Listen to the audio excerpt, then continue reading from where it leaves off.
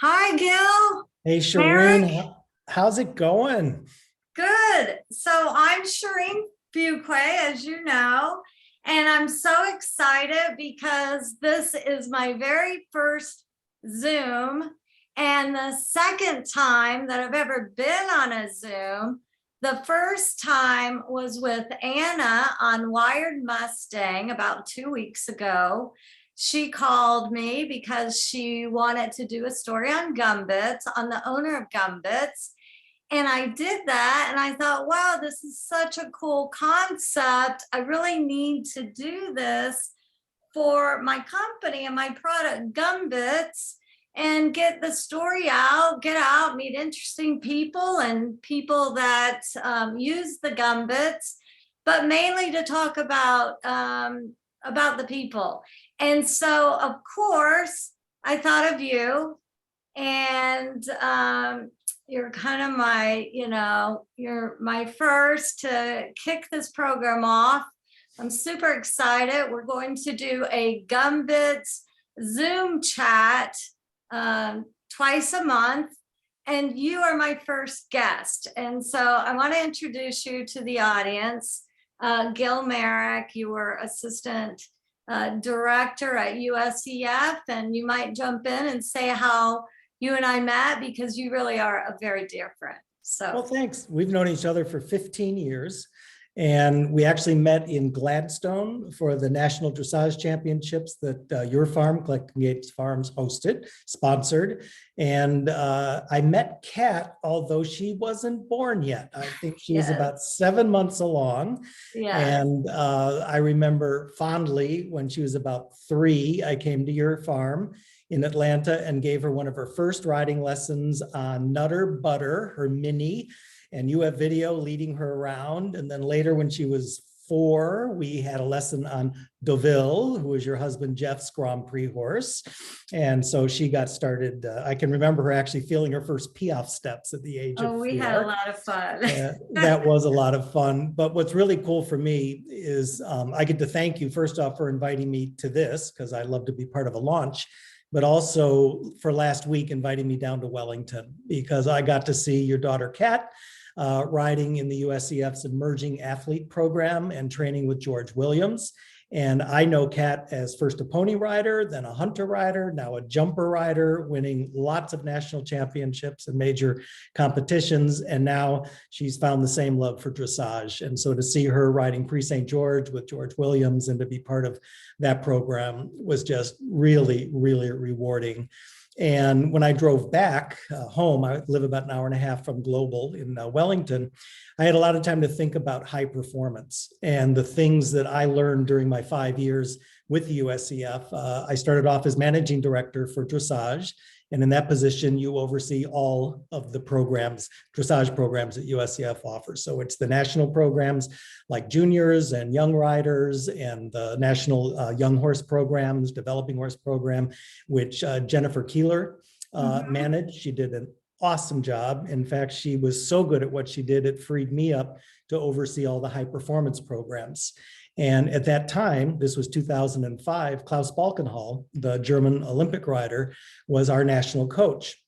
And I happen to speak fluent German, and it's not that I happened to. When I was going to college, I had already written Grand Prix, and my trainer at the time said, you know what, if you want more advanced education, this was 1975, he said, you're probably going to have to go to Germany. And he said, and I don't think anybody's going to want to teach you in English, so you better learn German. So I double majored in college, and it just opened up a lot of doors.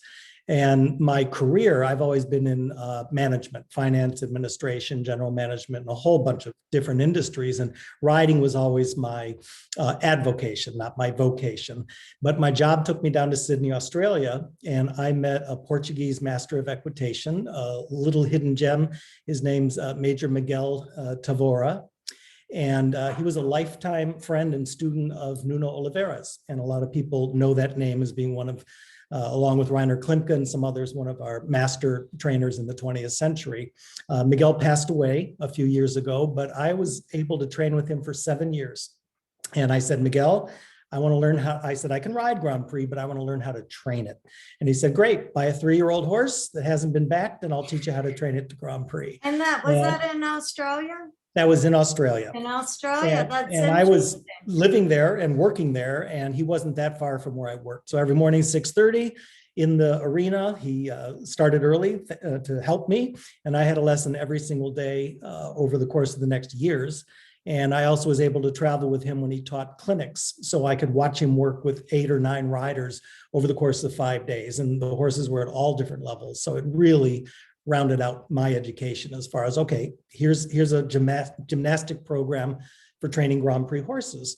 Well, in 2005, when I started working for the USEF and I met Klaus Balkenhol, my job was to manage the programs that select and oversee the training of the high performance teams. And Klaus being, of course, the national coach for that. So for the next 4 years, I was literally glued to Klaus's hip. I went to all the training sessions, all the competitions in Europe, and then the Pan American Games in Rio de Janeiro in 2007. I got to go to Aachen in 2000 and I believe it was 2009 when Steffen Peters, the first American to win in Aachen. And I know his groom at the time was Rafa, who is now the groom for you and for Kat, which is very exciting to be reconnected with him. We swapped war stories last week. It was fun.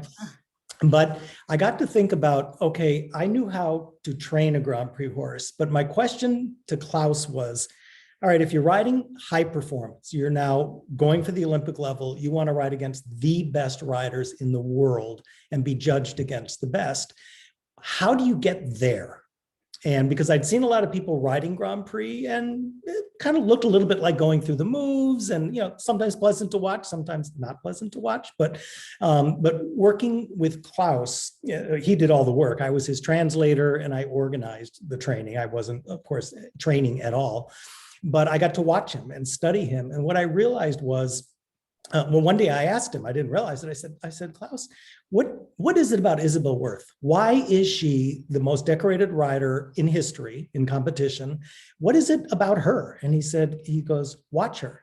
He said, she rides for every point. She doesn't give up anything in that ring. Even if she has a mistake, she just goes on. She uses every movement in the test to set her horse up for the next movement.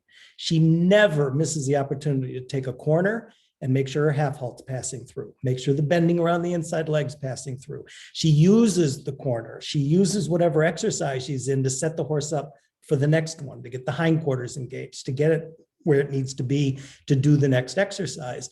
And so I had the opportunity many times to watch Isabell in the warm-up. I also watched Steffen in the warm-up, and a hallmark of their training, these are people who pay attention to every single detail. They miss nothing.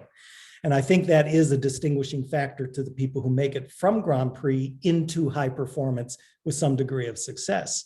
And I was watching both of them. I was watching Isabell and Steffen, and they were in the warm-up at the same time. They are masters they put the horse together for whatever they're schooling. And again, they're at a show. They're not going to school any movements, but they might ask for a few steps of passage or piaffe like they're playing. And then they ride out of it. They let the horse stretch. They let its back relax. They let the horse get back to a very relaxed state. And then they bring it back and they collect it again and they work on another movement and then they let the horse out. So it really understood. Are they similar in their warm-ups?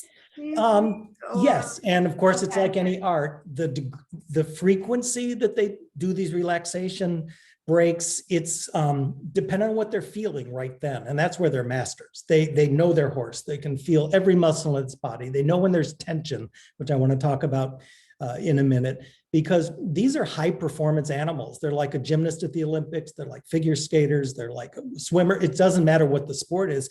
They're training their bodies and they get to a certain level and then they need to push it to the next level. So they're asking the muscles to do more. They're asking the pulmonary system to do more. They're asking their brains to do more, to concentrate more. And so it's natural that there'd be tension that can creep into that process. Well, if you read the books of the 18th century equestrian masters, they all go into detail about the essence and the essentialness of relaxing the horse's jaw. If the horse clamps his jaw and becomes tense, they're going to get tense in the atlas region, right up at the pole between the ears, and they have large jaws. So if they clamp their jaw, and that tension goes up into the pole area, it's going to pass through their whole body. It's going to go through the spine, through the neck, through the withers, through the back, and all the way to their hindquarters. So fortunately, I got to see this over the years that I was with the USEF. The judging, which I've gone on record with this before, but it was kind of based on totalists. And everybody wanted the flash and the elevation. And, you know, people kind of overlooked the fact that the extended trots weren't engaged and that it was a lot of action in the front and not much going on in the back. But he was a sensation. That's what the judges were giving scores for. And that's what people were training towards. And I saw a lot of tension, especially when our team for the Beijing Olympics was in quarantine in Aachen. It's not an FEI event. There are no stewards. People are training every day the way they normally train. I was shocked at the degree of tension in some people's horses. And of course, I was blown away by the relaxation in others. So I'm not saying everybody was riding like that. But over the last years, the judges are now awarding points for harmony, suppleness, elasticity, relaxation. It is so much nicer a picture, and it's so much better classical training and equitation. So if I were a high performance rider, I'd want to make sure in taking care of every single detail about my training that I wasn't missing any opportunity. And I know at some point my horse is going to develop some tension. So I want my horse's jaw relaxed. And that's why when I met you 15 years ago, and you were developing GumBits as a product and as a company, and I saw what it did to just get the horse to chew, to masticate, to generate that saliva and kind of relax the whole being of the horse. I was blown away. I thought it's such a simple principle, but nobody else is doing it. And I don't know now if anybody's trying to copy you, but you're first to market and you have the endorsement of countless, because I can't count them anymore, high performance riders in eventing and dressage. You have the Morgan Horse World coming on board, Western dressage, which I was very active with Ellen DeBella in getting as a recognized discipline with the USEF. So I'm just thrilled. And to be able to come last week down to Wellington and see your daughter Kat on her way to high performance. And I understand, I told people all the time, if you want to go to the Olympics, I could literally write a book. There's certain things you just have to do. And one of them, I don't think anyone would dispute it. You have to pay attention to every single detail. They all matter. They're almost each as important as the other. So again, to know you as a friend, it's been a wonderful 15 years, and now it feels like we're just kind of getting started. Kat is going to take the world by storm. She already is, and I get to watch. I don't have a job now doing this, so it's even more fun to stand back and watch and contribute where I can. But your product's a huge contribution, and I hope riders give it a try. It does no harm, and it's perfectly legal, and it's natural. It's like give them a treat. It's such a fun product. I love it so much. And but I'm curious, since you obviously have been to the Olympics and all these top shows, is it true that the judges scored down for grinding, just for that noise of grinding that some horses have? Yeah, they should. And again, I'm not a judge, so I'm talking totally out of my school. I have an enormous regard for what they go through, what they do, and how little appreciated they can be sometimes. But the grinding is a sign of tension. And part of dressage is to show a relaxed horse.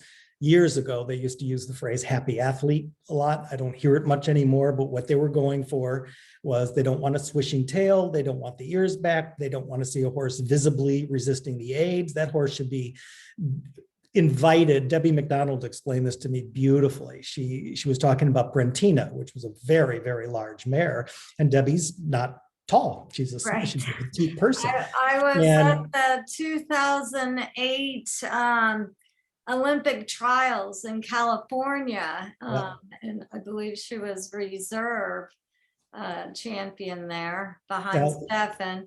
but we were taking photos, and you're right, the mare is a very big horse, and she had her own ideas about what should be done, and she was strong. And Debbie said, there's no way I can manhandle that mare around the ring. I'm not going to force her to do anything. She's way too big and too strong, she said, but I can invite her. That was a takeaway for me I've never forgotten. I invite her to do it. And awesome. that reduces tension, and that should be scored in the ring. And as I said, what I've seen recently is internationally, that is what's being awarded points and scores. And so it's come full circle. It's back to the classical way of riding, and it's beautiful. The horses' noses are now at the vertical, the pole's the highest point. They're really engaged in the hind end for their extensions. And of course, the riders who aren't achieving that, but they're also not getting points. So the same thing would be if your horse is going around the ring, whether it's swishing its tail, its ears are coming back, it's grinding, it's kicking a little bit at the edge, the judges have to mark that down. And, there's a question, should they just mark it down once in the overall marks, or should they mark it for each movement where they see it? And again, I'm not a judge. Yeah. I don't know what the training is now, and what my feeling would be, it's each movement, because that movement showing tension, that movement is showing that, something's not right in the training. And then I'd also comment in the overall marks at the end. But again, I'm not a judge, don't pretend to be, Right. but I have to say again, because I have so many good friends who are, our top level judges, and it's phenomenal what they do. It's almost a thankless job, but thank goodness we have them. It's kind of cool. I kind of fell into the concept and the idea of GumBits by mistake. But anyways, that's another story. I developed the product, and it's funny because my husband, Jeff, was down in Florida, and we were looking at a really super, super nice horse with Oded that we saw last week. Yep. And the horse grind. My husband is also a Grand Prix rider, and the horse grind, and my husband's like, hey, I have this product. Do you mind if I give them the GumBits? And for anybody that doesn't know, it's basically beeswax, honey, with sugar, coated with sugar. It's, how bad is obviously that? we have to show what the ingredients are, because it is FEI approved. Yeah. Nothing irregular, or what's the word we use for A banned substance. Yeah, right, banned substance. So it was really funny because I mean, Jeff gave the GumBits to the horse. He chews it with the bits in his mouth, and Jeff starts riding the horse around, and all of a sudden Oded is like, wow, the grinding stopped. Yeah. And then all of a sudden we were interested in buying the horse. We wanted to buy the horse, and we got a phone call. Oh, well, no, the horse isn't for sale, because Oded wanted a minute to try to raise some funds and buy the horse and compete the horse for, I can't remember if it was another Olympics coming up, but it was really cool. And ultimately we ended up getting the horse, and I actually got to ride the horse myself. And my husband and I are both amateurs, so we are certainly not in the circles that you ran around with. But I got to ride the horse, and it's funny because grinding, for me, in my experience with Wagner, he wasn't a nervous horse at all. And of course, you rode the horse too, so he wasn't a nervous horse at all. I just think that when he went, you could kind of feel that he was thinking and kind of holding his body, because he was so focused on what he was being asked to do.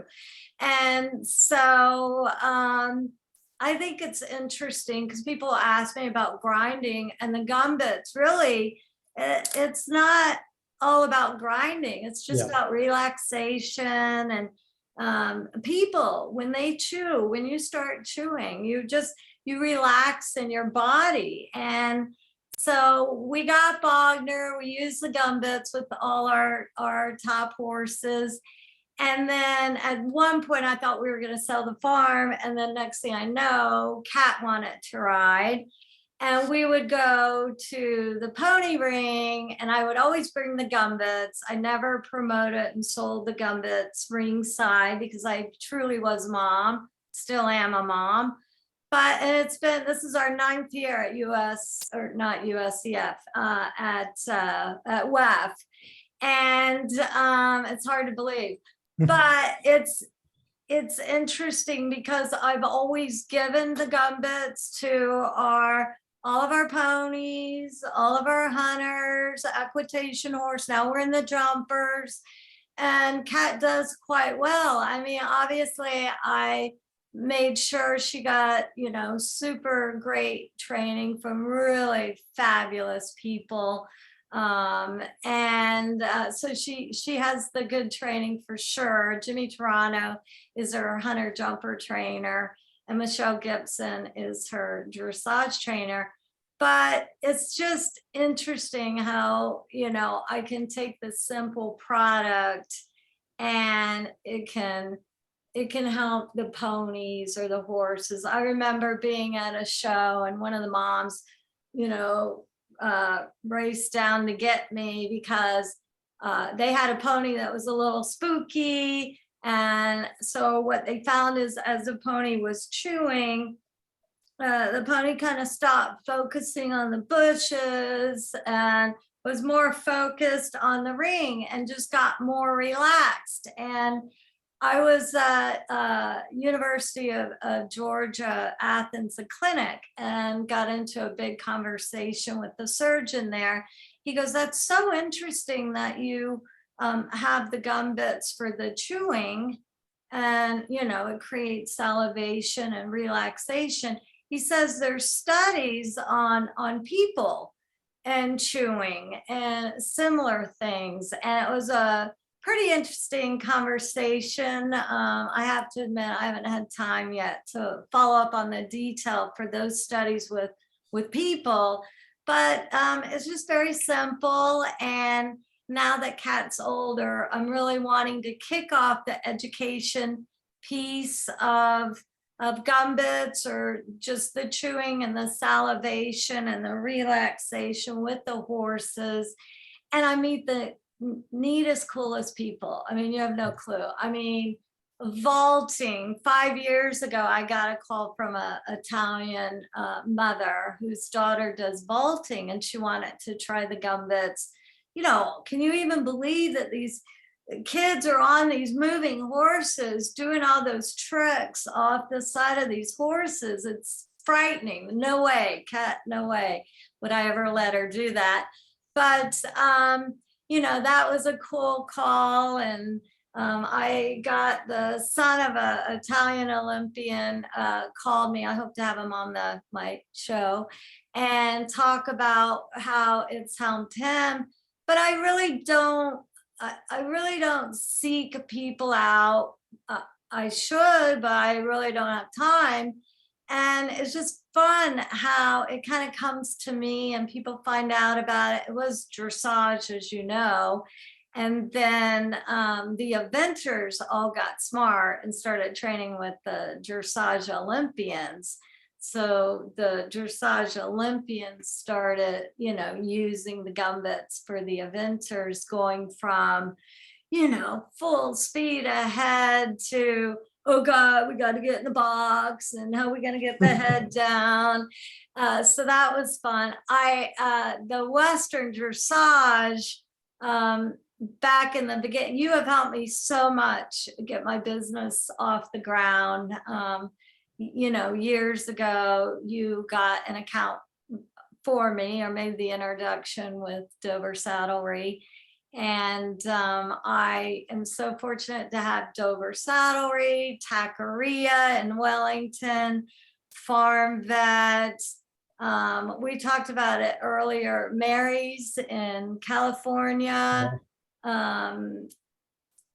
Just you know, it's just so exciting to see what I've done with this product.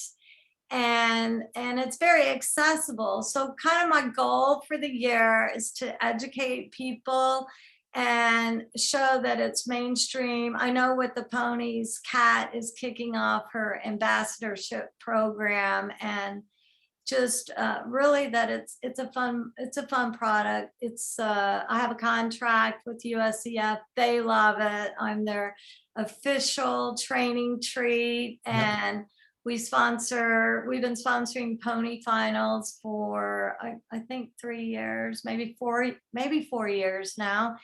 And then the ponies just love it as a treat. The hunters are great because they're going in and out of the ring, and you can use it as an award, or I'm sorry, a reward for the horses as they come out. And then as they're going in, again, it just helps them relax. So I'm just so excited for 2022 and kicking off the education piece of GumBits. And yeah, well, I think I'm thrilled you're part of this process for me. well, it's fun to be part of it. I've watched you, you launched your brand and you've gone through years of organic growth, word of mouth, you've had influencers, all the right things. And now we have such great, technology and social media and different ways to get the message out that starting with education makes a lot of sense. You have a lot of endorsements. You have a lot of people who can, give you testimonials for their success. So in addition to brand awareness, it's education. And I think that's exactly what's called for in this medium with Zoom chats. And hopefully they're interesting on a lot of levels, but the intention is to educate people about the product. And I think you're off to a great start. And I'm glad that I get to be on the first one. I know. I'm so thrilled and so happy that you could be here today. And my main goal for this new project, and I'm calling it the GumBits Zoom chat. My main purpose is to kind of get some people together, have an interesting conversation. And I really want to learn about the people and all the different disciplines with the horses. So I think that's my focus first. And, I hope we have fun with it. And I'm thrilled that you could join me today and kick this off for me. It's so special. And I want to know what your plans are, what you're doing. I know you moved back to Florida, and it's funny because I posted something on Facebook recently. We went out to dinner, and all of a sudden people were coming out of the woodwork. Mary Phelps, Tim Duda, they're like, where is Gil? And that seems to be what people are saying down in Florida. And in fact, last weekend, one of the top executives at USEF came up to me. They're like, "Was that Gil? Was that Gil?" So you're pretty famous. Gosh, Pretty famous. well, I was the answer to that's easy. I was in Birmingham, Michigan for 10 years. And working with a great group of people for an online educational platform that we started off in the horse world, and then we did a pivot and designed it for the corporate training world. And after that, I said, okay, on to the next thing. And I said, I can work from home now, thanks to all this technology. I said, where do I want to live and work? And I said, by the ocean and by the beach. And I just turned to the side. The ocean's a little rough today, but it's sunny. And it's, I said, Florida's the place to be. And it puts me really close to Wellington. And so this weekend I get to come down and watch Kat compete. She's riding the Prix St. George. Is that right? Yes. That'll be fun. And then Lyndon Gray has a activity with her group of young riders. And I'm going to give a talk for an hour and share some insights about the path to high performance, and hopefully can contribute something to them that's going to help them all along their way. Well, we are waiting for our time, and typically dressage, you get it way in advance. And today's Tuesday, we show Friday. Jimmy is calling saying, are you doing the hunters? Are you doing the hunters? And yes, we will do the hunters and the jumpers, assuming we don't have any conflict in schedule. But we're so excited to be down at WEF for the season. And I've already met so many new people that I've come across. Sabine, I met Sabine and I said, hey, I don't know, have you ever used the GumBits? And she said, well, actually, I got a horse from Holland that came over with the GumBits. So I thought that was pretty cool. And I'm going to be following up with her. I met this really, another really super nice lady. She does the bits. I want to say real quick, see what her name is. I don't know if I can find it. But she does clinics around the country and talks about proper bit fitting. And that when you put the bit on, she said so many people make this mistake, and that there's either an arrow or a number or something, and that you should have that number on the left side. So of course I ran back to the barn to see if my bit was in properly for the dressage horse. Oh my God, it was not. I couldn't believe it. I felt so stupid. But I got to go meet with her and talk to her. And she told me, oh, I use the GumBits. I get it from Australia. So I jotted down a note to myself because, because you were in Australia and I have a huge following in Australia. Yeah. So I'm curious. How do they get good horses over there? Same with are they importing them or? They're on the same path that the US is. For years. They imported, from top breeders in Europe. But in the course of all that, over, the last 2 or 3 decades, they brought in their own breeding stock, and they have a very, very robust training program there in Australia. So it's a hybrid. Some of them are homegrown and some are imported. And like anyone, sometimes they import because the horse is already performing, in the FEI levels and already doing well, so they can pick up that ride and keep going. And others are bringing them up from foals all the way to the Grand Prix ring. So they've got a mixed bag now. Well, that's pretty cool. It's Kim Gentry that does the bit thing, and so I'm hoping to have her on the program. And oh gosh, just all kinds of people.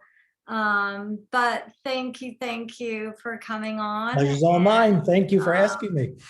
I love your artwork. Look at the horse. Can I give a shout out? The artist is Sandra please. Meyer.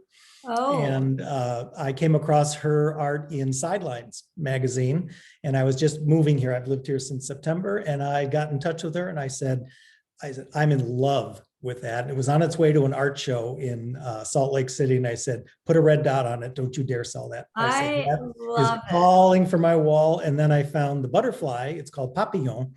And I said, I have the perfect room for it. And so they showed them at the show and then put them in crates and got them out here. And I just love them. Wow. They're part of my living room and I look at them every day. And she has a great website, again, Sandra Meyer, and it's sandrameyergallery.com, I believe. But I'm going to have to send her a picture. It brings me a lot of pleasure. We'll send her a copy of our Zoom. And perfect. I'm going to brag real quick. I don't know if you can see my wall, but yes, Sidelines. We'll do a big shout out for Sidelines, because Sidelines is kicking off, is my platform to kick off the Zoom. And I am going to start out with 2 a month. I'm trying to decide what Monday or Thursday, and everyone will get an email and you can sign up for it if you're not already on their list. But I love the magazine. I think they do a great job just getting to know different kind of horse people. So it's not specific hunter jumpers or dressage. I think George Williams has a column. He does with it as well. So super excited, and hopefully we'll wrap this up and get it out. Awesome. I don't know if we can do it by this Thursday, but maybe Monday. So all right. Yeah. Thank you for your time. I really appreciate it. You are more than welcome. Thanks for inviting me. I really enjoyed it. Thank you. See you this weekend. I'll see you this weekend. All righty. Bye. Bye.